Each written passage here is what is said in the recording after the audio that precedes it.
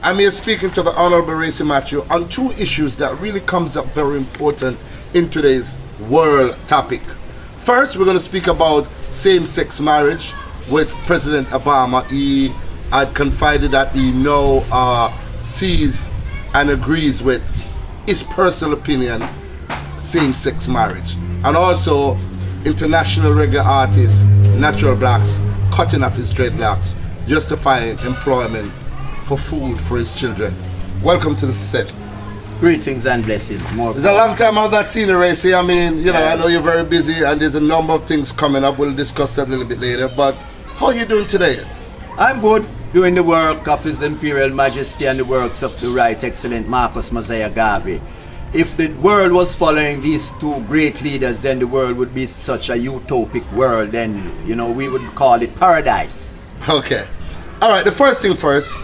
The President of the United States of America, President Barack Obama, recently in the newscast interview, has stated that his personal opinion, that he believes, based on the fact that he did a number of studies, a number of research in regards to his troop working hard, dying in the fields, they're not getting any recognition, they're not able to reveal their sexuality and to exercise their right to love members of the same sex and marry members of the same sex. And for quite some time he was a little bit hesitant in coming forward, but now he has come forward to the world and has says yes, he agrees and supports same-sex marriage. What are your thoughts on that, the President of the United States? Well, I must say forward. The President of the United States have let down black people and have let down humanity. Two men cannot produce life. Two women cannot produce life. And the biblical teachings, and he said America is a Christian country. It tells you that it is an abomination. How can you in any wildest dream uphold a same-sex marriage? What you are saying is that you want to destroy humanity. Because in 100 or 200 years time, there will be no more humans. Because we would not be producing anymore. So we are totally against it. The UNIA is totally against homosexuality. And let's call it its name. It is homosexuality. So we are against it. And we cry shame on President Obama, a man with black genes, coming from the African race, to uphold such a thing and condone such a thing. We condemn it. As you hear, ladies and gentlemen, I'm here speaking with the Honorable Racy Matthew. He's the President of the UNIA, the St. Andrew chapter.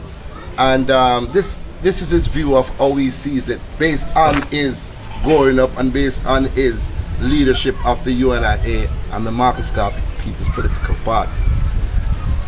He made some points, Racy Matthew, in regards to that he has now become more sensitized to the fact that his troops are out there dying to protect his country and his people and to uphold law and order for other people in other countries. And for far too long he has been sidestepping, you know. So he thinks no. Remember, this is also a political year for him. He's going into election come November of this year. So he's saying that based on these facts that, you know, people have died for him, people should be given the right, even though it's against the law in about, 40 different states, I think, is against the law. What do you say to that? Him being sensitive, showing some kindness, some softness there as a president. Well, his softness and his kindness, the sensitivity, should be targeted towards fixing these people, because these people are maladjusted. They have an aberration. And we have to understand that these are sick people. It has been proven scientifically to show that there's an imbalance in their hormones, and this is why something is coming out that they have, as a male, is being attracted to another male. It's because an imbalance of their XY chromosomes. So it's not a practice that is taught then. It's a practice that comes from within the genes, the imbalance of these genes. Initially, but what you find now, it has become a fad that they are doing it, and youngsters, as they say, children live what they learn. Exactly. And Hollywood has bombarded the television and the screens with a lot of homosexual relationships. So the eyes is the window of the mind, and when these children are going around and seeing these things, it look normal to them. It is being taught in American school that same-sex couples are normal. So children will grow up very impressionable and will want to say, I want to become a same-sex couple. We have to remember Sodom and Gomorrah and what happened there. And these countries are saying that they are Christian countries, and yet still they are practicing unchristian behavior. It is just not good for humanity. And if you put it at the worst case scenario, as I said earlier, if it is allowed to happen and it becomes so fashionable, then what you're going to find is that in 200 to 300 years time, the human being will go the way of the dinosaur, because there will be no more reproduction taking place. Man will be lying with man and will not be producing children. Woman will be lying with women and not producing children. And then when those generations die out, that's it. The human race is extinct. Cease to exist like the dinosaurs. So we cannot condone that in no form or shape, or even think about accepting it and saying, take this part of the world for yourself. No. No way. No way. Ladies and gentlemen, they are sick and they need to be mended. So what kind of, if you was, say, the President of the United States, how would you approach such a question? Because in recent times, it was asked by our now Jamaican Prime Minister, right, the Honorable Portia Simpson Miller, if she would accept homophobics or homosexuals in her cabinet. Well, and the rest is history. You know what her response was. We have to seriously sometimes think, what does it gain a man to gain the whole world and to lose his soul? The soul is what lasts forever. The body will decay, but the soul, inner part, that inner you lives on forever. Lives on forever. And this is what we are saying. You must be someone that is wholesome in your thoughts, in your minds, and in your action. We have a book that had been down through the ages. I hesitated to say the Bible, because I go beyond the Bible. We go to the early treatises and chronicles that we had in Africa. And these are the things from Ma'at, the goddess Ma'at, the goddess of justice, that taught us. This is where the 10 Commandments is coming from, the 42 admonitions of goddess Ma'at.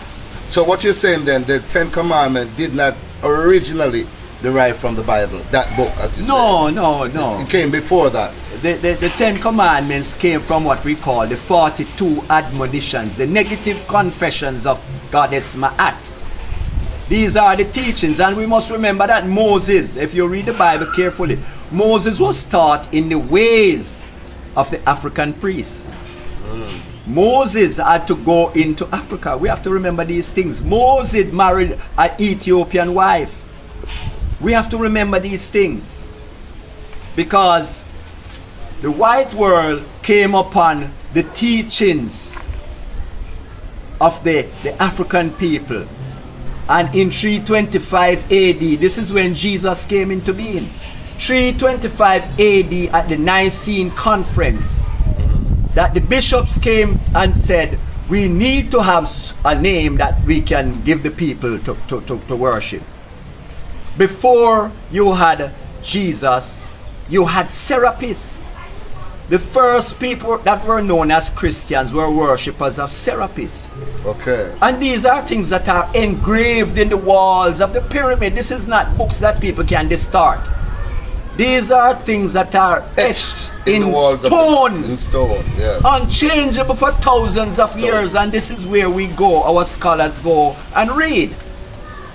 Learn to read the hieroglyphics. So books like the Dead Sea Scrolls and all those other artifacts that they have now preserved as biblical facts.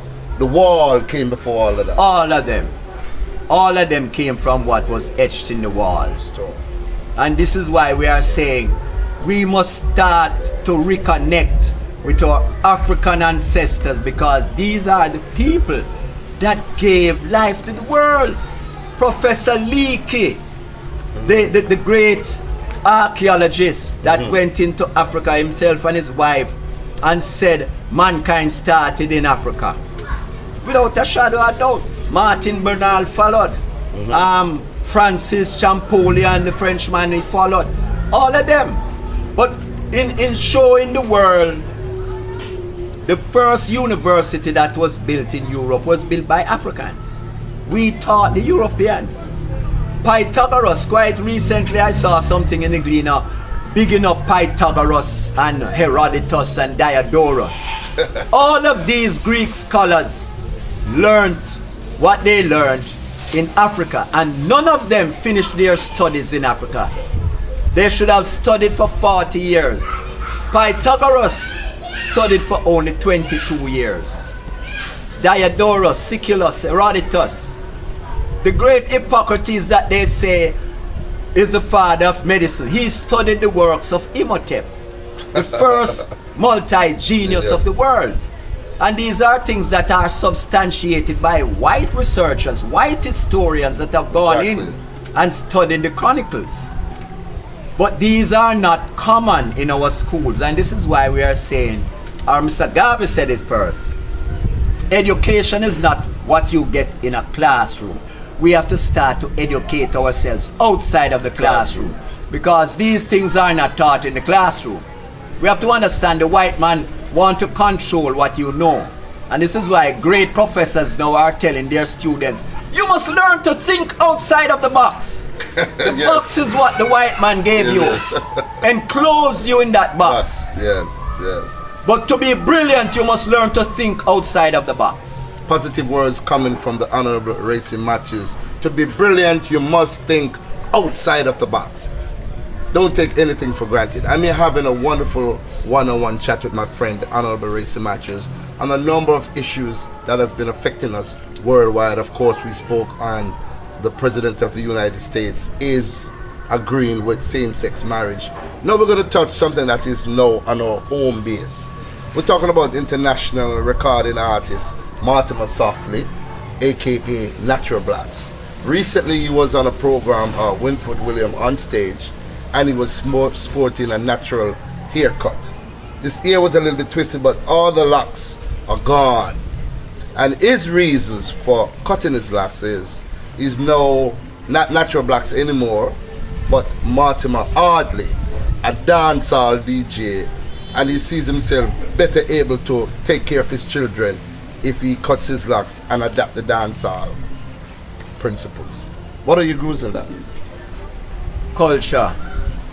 We are from a culture that has emanated from creation, from the Most High. And when you want to throw that away and take on something which is a pseudo culture that has been impacted upon you by the slavery period, when we were forced to trim our locks and forced to do certain things. Now, locks is not making you make money or not make money. It is what comes from inside the kingdom. The kingdom of God resides inside every man. And if you cannot be that creative genius that God wants you to be, that He gave you that great computer known as the brain. Ziggy Marley wears his locks and is making money and feeding his children. Damian Marley Sister Kalanji. Sister Kalanji. Many other artists are wearing their locks proudly and still making money. But there comes a time when some people inspect themselves inside and find themselves wanting and want to cast blame, will blame the only thing that they see in a negative light, and that is locks. Can I ask you a question, as you mentioned? How long have you been sporting dreadlocks or locks? And have you ever been in a situation where you're discriminated against because of the fact that you're a Rastafarian and you're wearing locks? How long first? I started to wear my locks in 1996. 1996, after I left Air Jamaica as an aeronautical engineer. After leaving Air Jamaica, I decided to, and I've always been doing some studies on Africa. I had a near-death experience in 1992, and I said I would not want to die and not know the truth about Jesus and what is the truth. All these different religions claiming that I am the right way, whether you're a Roman Catholic or a Presbyterian or a Baptist. So I started to do research in comparative religion, studying Hinduism, Buddhism, Zoroastrianism, Christianity. And all of my search that I did always led me back to Africa. Every research that you did led you straight back? Every research. There's a book known as the 16 Crucified Saviors, telling you about saviors that were worshipped before Christ, before the Jesus that we know that came into being. And you see, if the research was done in a proper way, today we know dates of things that happened before the so-called person of Jesus was born. Today they can't tell you when Jesus was born. They say he was born either 4 BC up to 7 AD. 11 years, they give a 11 years period. Because it was something that was concocted at the Nicene Conference of Bishops in 325 AD. Wow. Before 325 AD, no one can say that a savior named Jesus existed. No one. I challenge anyone to bring proof to me. Any Christian, practicing Christian, prove to me. And I will take them into Galatians in the Bible, where it tells you that Abraham is an allegory. The word is in there. An allegory is something that has been made up. It is in the Bible, but they don't read it. They don't touch that one. It is in the Bible. Ladies and gentlemen, we have a very edifying, educated, international, intellectual reasoning with the genius, the Honorable Horace Reese Matthews. We still want to hear more. We're curious. We hunger for knowledge. And these books that you are privileged to, or this knowledge, how can it be simmered down to us? Or where can we locate it? Thank God for the internet. Now we can find some of these things on the internet. But where did you get all these magnificent knowledge from? When I left Air Jamaica in 1994, for 2 years I traveled in America, Canada, all over, searching for these books, getting these books. And out of all that research that I did, it brought me to that consciousness. And it showed all the lies that have been told by the white world, the Christian world. Before the King James Bible, 200 years, and people think the King James Bible is the first Bible. But we must understand, it is a version. The King James version. Right. So they must have been authorized by King James. Right. Before King James, there was the William Tyndale version, done 200 years before King James, written in English. Wow. You had the Miles Coverdale version, the Dewey's Rain version. There were actually about 100 different versions of the Bible before the King James version. Why did the King James Version become so popular though? What was it about the King James Version? Why the King James Version became popular is because of the barbarism that was practiced by the British army that traveled the world, and you notice we speak English very eloquent in Jamaica. Yes. And we are not British subjects.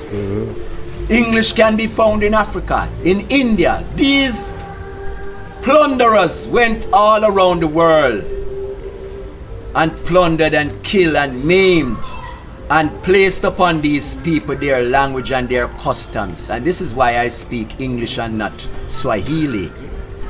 Wow. So we took on the persona of the English. Remember, our schools, the books that we learned from were written by these English people. So they controlled all the information that you had. Your reality is shaped by these people, because all the books that you were afforded to be read, the exams that you had to study to pass, were all set by them. So they control your identity. And this is why Mr. Garvey in his wisdom said, education must be gotten outside of the classroom.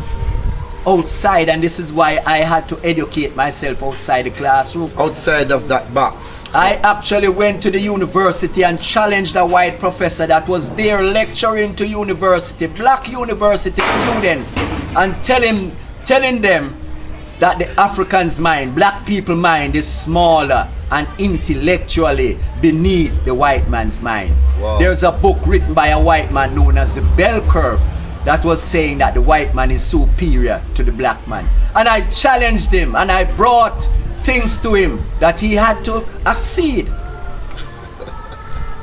I am that way. If I go and I hear things and it is not proper, it is not right, I'm going to challenge it.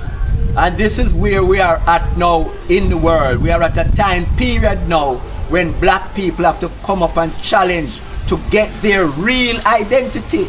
Mr. Garvey had a saying, the African fundamentalism, and he said the time is now when we must cast away the worship of white people and their white edifices and create our own. And this is what we are doing. We are in the process of creating the black people's identity. Ladies and gentlemen, I'm here in awe, and I'm happy because at least we're getting more knowledge. Because that's what we hunger for, especially here in Jamaica, our country. We hunger and lack real knowledge, and that's why the teaching and the philosophies of the Right Honorable Marcus Mosiah Garvey is a must. Ranitway, Honorable Minister Ranitway, the other day, what happened in regards to Marcus Garvey's teaching now becoming mandatory in all grades, if that's the case? Well, we must be very wary of these types of politicians. Politics is the science of governance of man. But the type of politicians that we have today are what we call charismatic leaders, that they lead for their own ends. They don't lead for the ends of lifting up the people and enlightening the people and liberating the people.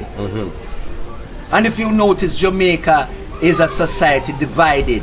The have and the have-nots, or the elitists and the people of the inner city. And we must stop these things. When we find in Jamaica a politician from St. Andrew representing people from St. James or Hanover, what you are saying is that the 30,000 people in that constituency, there's no one in the constituency bright enough to represent the people. It is an insult. It is an insult to the people. But it is a throwback from the colonial days when England said black people in Jamaica were not bright enough to govern themselves, so we send you a white governor to govern you because you were not bright enough to govern yourself. It is the same principle being used on our people today, that the people in St. James is not bright enough to represent themselves, so we are sending you a bright person from St. Andrew. It is all politics, as my brother Peter Tosh would say. So, but you welcome though, you welcome with open arms the fact that, because that's what we've been fighting for. Yes. For the teachings to be told. Yes, but why I took that long route is to tell you this, that the person that Mr. Thwaites called upon to say he would be part of the teaching, when we spoke to him, he said he has not been approached. Oh. So it is to raise the aspirations of the people, get them excited, but there's no truth in it. There's no truth in it.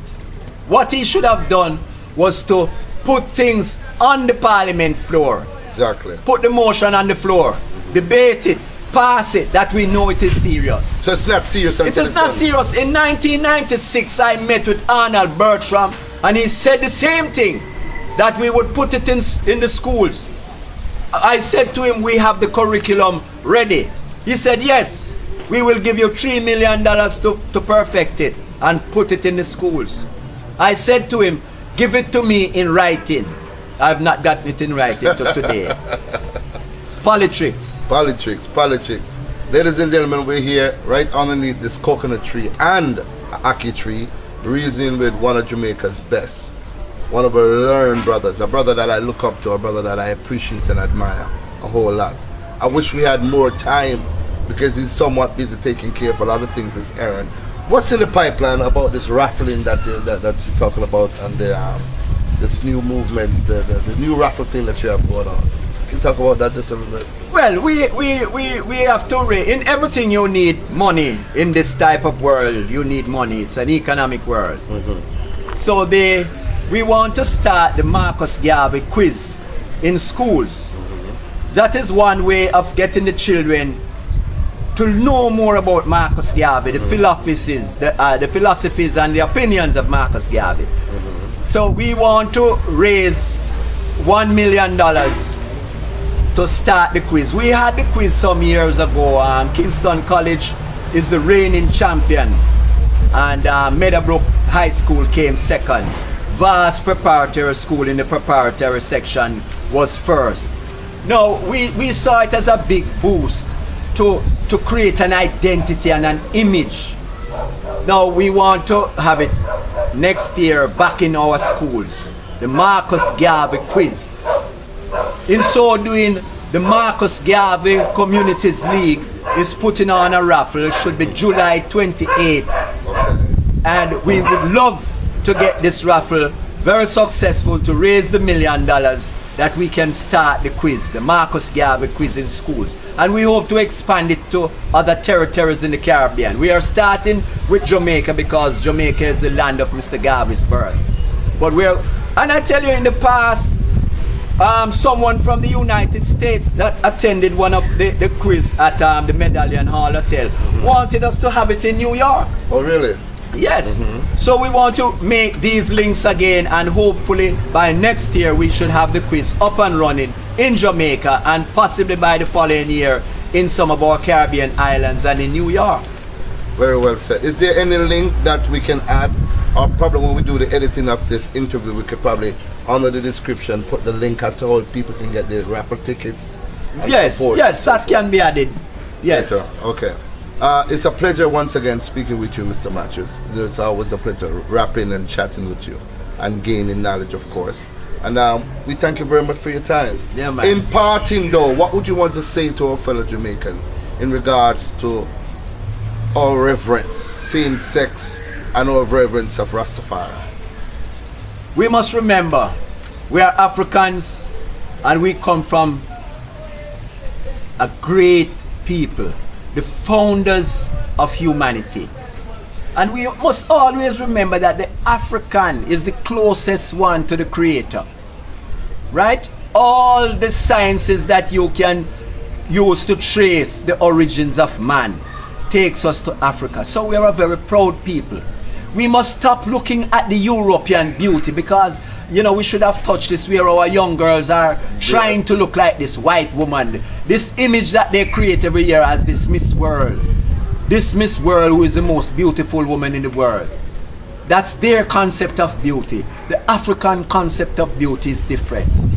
Beauty is in the eyes of the beholder. So let not our black girls try to look like a white woman. No. You have your inner beauty. Please strive for that beauty. The black man, you have your inner majesty.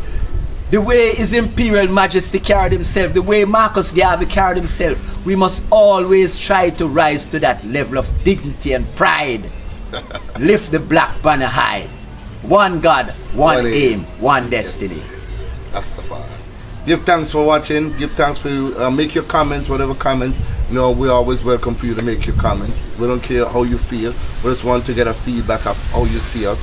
Remember, this is his philosophy, his feeling, his personal opinion of how he sees these things, and also the teaching of the Right Honorable Marcus Mosiah Garvey. Same-sex marriage is a no-no for him.